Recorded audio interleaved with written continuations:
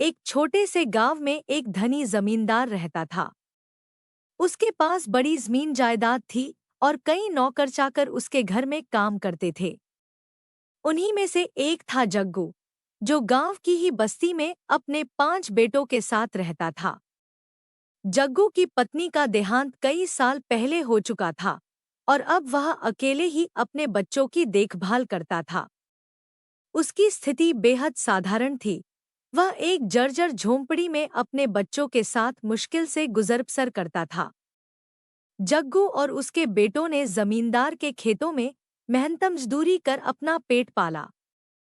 हर शाम उन्हें मेहनत का फल मिलता, मजदूरी के रूप में चने और गुड़।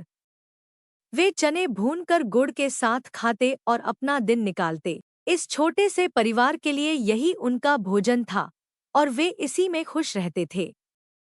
गांव की बस्ती के लोग जग्गू से प्यार करते थे, लेकिन वे जानते थे कि उसकी जिंदगी कितनी कठिन है।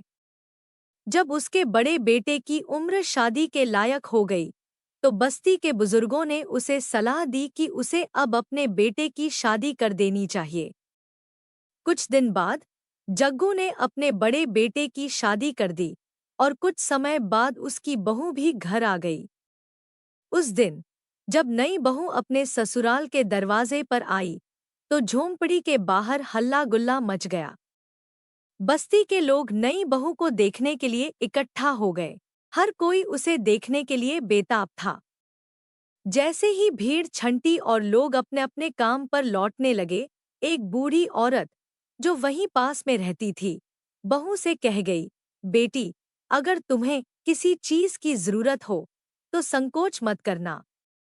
मैं पास ही रहती हूँ, मेरे घर आ जाना।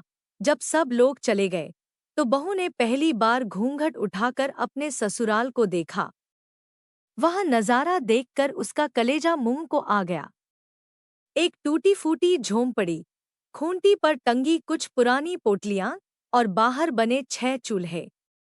इन चूल्हों को देखकर बहू की आंखें भर आईं।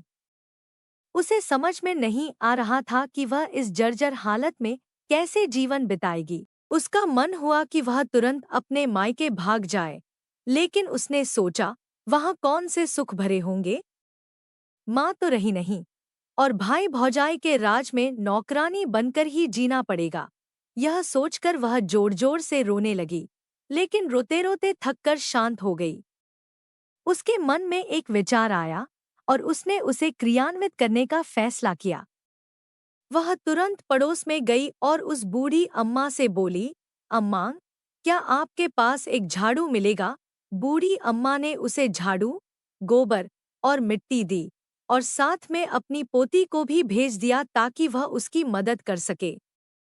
वापस आकर बहू ने सबसे पहले 5 चूल्हे फोड़ दिए और सिर्फ एक चूल्हा छोड़ दिया। उसने झोंपड़ी की सफाई की, गोबर मिट्टी से झोंपड़ी और उसके आसपास का हिस्सा लीप दिया। फिर उसने सभी पोटलियों में से चने निकालकर उन्हें एक साथ कर दिया और अम्मा के घर जाकर उन्हें पिसवाया। अम्मा ने उसे साग और चटनी भी दी। बहू ने चने के आटे की रोटियां बनाईं और सबको खाने के लिए बुलाने का इंतजार करने लगी। शाम को जब जग्गू और उसके बेटे काम से लौटे, तो उन्होंने देखा कि अब वहां सिर्फ एक ही चूल्हा है। वे गुस्से में आ गए और चिल्लाने लगे, इस औरत ने आते ही सारा सत्यानाश कर दिया। अपने आदमी का चूल्हा छोड़ बाकी सबके चूल्हे फोड़ दिए। झगड़े की आवाज सुनकर बहू झोंपड़ी से बाहर आई और शांत स्वर में बोली, आप लोग हाथ मुंह धोकर बैठिए, मैं खाना परोसती हूँ। यह सुनकर सभी अचकचा गए। उन्होंने चुपचाप हाथ मुंह धोया और बैठ गए। बहू ने पत्तल पर रोटी, साग और चटनी परोसी। मुद्दत बाद उन्हें ऐसा खाना मिला था।